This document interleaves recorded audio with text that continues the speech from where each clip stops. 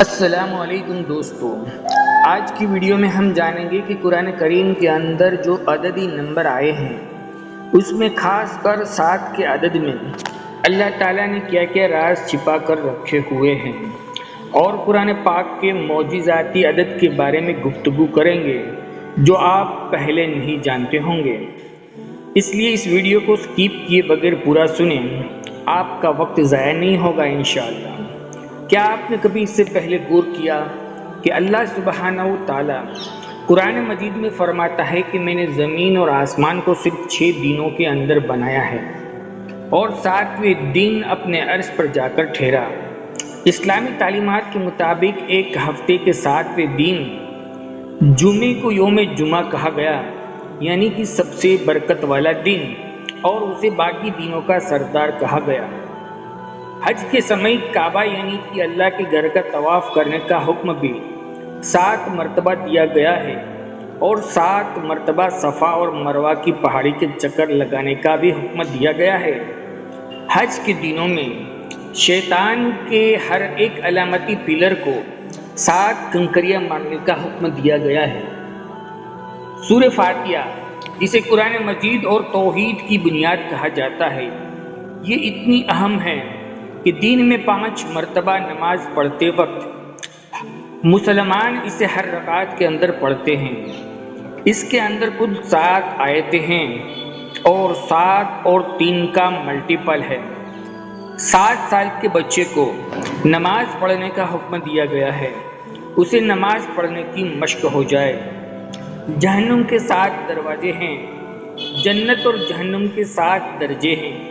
قرآن کریم کی سورۃ الطلاق کی آیت نمبر 12 میں اللہ تعالیٰ نے 7 آسمان اور انہی کے برابر 7 زمینیں بنائی ہیں جس کے اندر اس کا حکم اترتا ہے۔ اس کے علاوہ اللہ نے 7 مضبوط آسمان، پھر آسمان کی تہہ بھی بنا دی ہے۔ یوسف علیہ السلام کے دور کے عزیز مصر کو ایک خواب کے اندر 7 موٹی اور 7 دبلی پتلی گائیں دکھائی گئی تھی، اور قوم عاد پر اللہ نے 7 راتیں اور 8 دن کا عذاب کی آندھی چلائی رکھی تھی۔ یہی نہیں بلکہ زمین پر کوش قضا کے اندر 7 بیسک کلرز دیے جس سے باقی رنگ بنتے ہیں، اور اس کے ساتھ میوزک کے بھی بیسک 7 سور ہوتے ہیں۔ زمین پر 7 بر اعظم ہیں اور 7 سمندر موجود ہے۔ آخر نمبر 7 کے اندر ایسی کیا خاص بات ہے کہ قرآن کریم کے ہر ایک اہم واقعے کے اندر بھی 7 کا نمبر آتا ہے، اور دنیا و کائنات کی بناوٹ کے اندر ہمیں ہر جگہ دیکھنے اور سننے کو ملتا ہے۔ یقیناً اس نمبر کے اندر کوئی نہ کوئی ایسا راز چھپا ہوا ہے جس سے اب تک ہم لوگ نہیں جانتے ہیں۔ قرآن کریم میں نمبر 1 کے بعد نمبر 7 زیادہ سے زیادہ دفعہ ریپیٹ ہوا ہے، اور حقیقت یہی ہے کہ ہماری کائنات کا نظام سب آٹومیٹک لیول سے لے کر کائنات کی ترتیب تک سب ایک خاص قسم کے میتھمیٹیکل نمبرز کی ترتیب سے ڈیزائن کیا گیا ہے۔ میتھمیٹکس یا نمبرز اس کائنات کی ترتیب کی زبان ہیں، اور ہماری یہ کائنات فیبوناچی نمبرز یا گولڈن ریشیو کی دھرتی پر بنی ہیں، جسے لیونارڈ آف پیشانے کے مطابق کروایا ہے۔ اور یہ ترتیب کچھ ایسی ہے کہ مثال کے طور پر آپ ایک نمبر کا اسکوائر لے لیں اور اسی کے ساتھ اسی سائز کا ایک اور اسکوائر جوڑ دیں۔ اب اس کے ساتھ ایک 2x2 کا اسکوائر جوڑ دیں۔ اب اس کے ساتھ ایک 3x3 کا، یا پھر 5x5 کا، یا 8x8 کا۔ اگر اب ہم اس ترتیب کو اسی طرح بڑھاتے جائیں تو یہ خاص قسم کی اسکوائر شیپ کو بناتا ہے جسے ہم کہتے ہیں گولڈن ریشیو۔ یہ وہ ترتیب ہے جو اس وقت حاصل ہوتی ہے جب ہم پچھلے ایک نمبر کو اگلے 2 نمبرز کے اندر شامل کرتے جائیں، اور حیرت انگیز طور پر پودوں کے پتوں سے لے کر پھولوں یعنی ہرے پودوں اور جانوروں، خود انسان کے جسم کے اندر بھی بالکل یہی ترتیب موجود ہے۔ سمندر کی لہریں ہو یا اس کے اندر موجود سمندر کا مخلوقہ ہو، یا ہماری کائنات کے اندر موجود پلیٹس ہو اور گیلیکسی کے حیرت انگیز طور پر یہ سبھی اسپائرل پیٹرن کو فالو کر رہی ہے۔ جو کہ ہمیں یہ بتاتا ہے کہ اس کائنات کو بنانے والا صرف ایک خدا ہے، جس نے پوری کائنات کی ترتیب بھی بالکل ایک جیسی رکھی ہوئی ہے۔ یہ ہم کائنات کے ایک خالق یا ایک ہی سوچ کا پتہ دیتی ہے۔ کچھ سال پہلے اس فارمولے کی مدد سے انسانوں نے کائنات کی اس حیرت انگیز ترتیب کی کھوج کی۔ انسانوں کو اللہ سبحانہ و تعالیٰ کی قدرت کی ایک اور اہم جھلک نظر آئی۔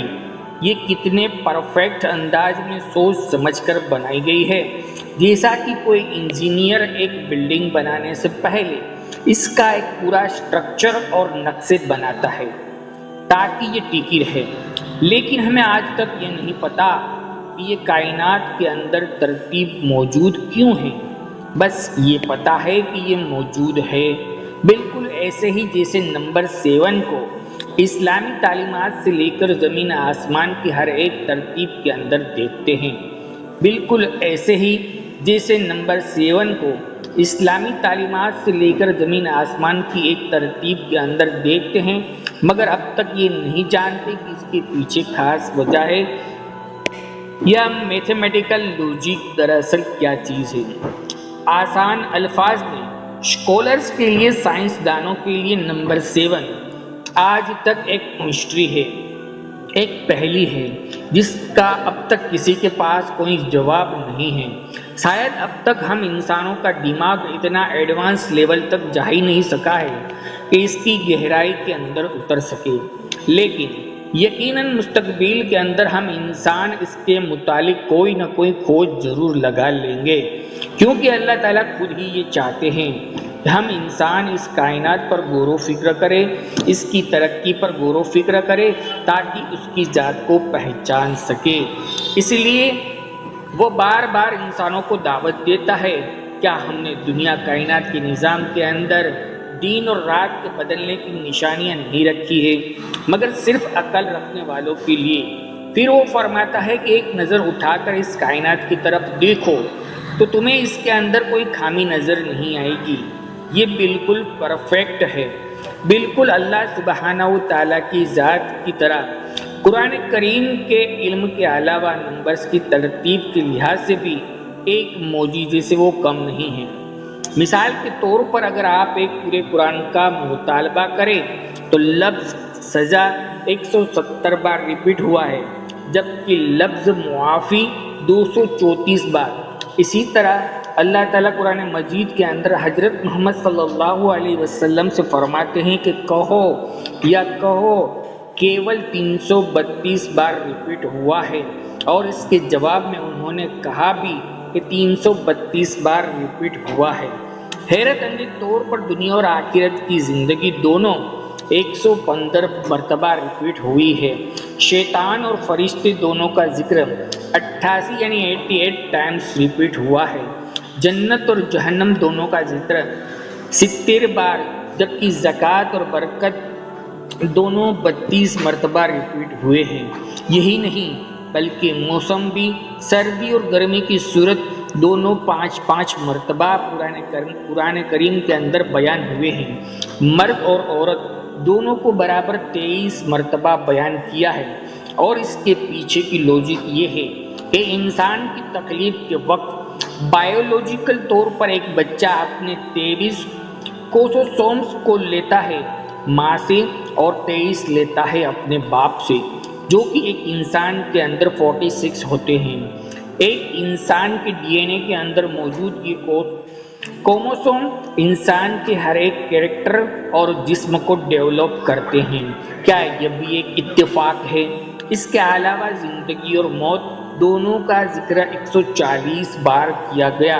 پورے قرآن مجید کے اندر زمین کا ذکر 13 بار، جبکہ سمندر کا ذکر 32 بار کیا گیا۔ دونوں نمبرز کو جمع کرے تو یہ بنتا ہے 45۔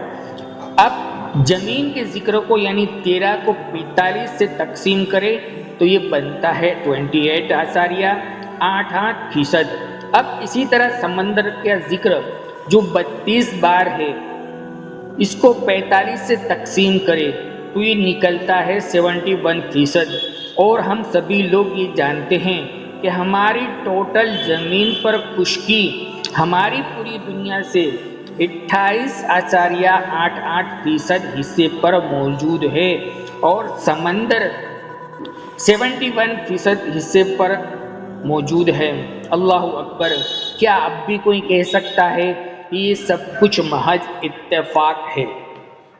اس کے علاوہ قرآن مجید کے ایسے بہتاسا چیزیں موجود ہیں جو کہ اس کتاب کو اللہ کا کلام اور کائنات کو اس کی تخلیق ثابت کرتے ہیں، مگر صرف عقل والوں کے لیے اس میں نشانیاں ہیں۔ باقیوں کے لیے جن کی آنکھوں پر پٹی اور دلوں کے اوپر مہر ہے، ان کے لیے محض سب کچھ ایک اتفاق ہے، جیسا کہ دنیا میں آنا۔ اللہ تعالیٰ سے دعا ہے کہ اللہ ہمیں سمجھنے کی اور عمل کرنے کی توفیق عطا فرمائے، آمین ثم آمین۔ امید ہے کہ آج کی ویڈیو آپ کو بہت اچھی لگی ہوگی۔ اگر ویڈیو اچھی لگی ہو تو لائک کریں اور ہمارے چینل کو سبسکرائب کریں، کامنٹ کر کے اپنی رائے سے آگاہ کریں، بیل آئیکن کو کلک کر دیں تاکہ ہماری نئی آنے والی ویڈیو کا آپ کو پتہ چلتا رہے۔ زندگی رہی تو ایک اور ویڈیو کے ساتھ انشاءاللہ حاضر ہوگے۔ ابھی ہمیں اجازت دیجیے، اللہ حافظ، السلام علیکم ورحمۃ اللہ وبرکاتہ۔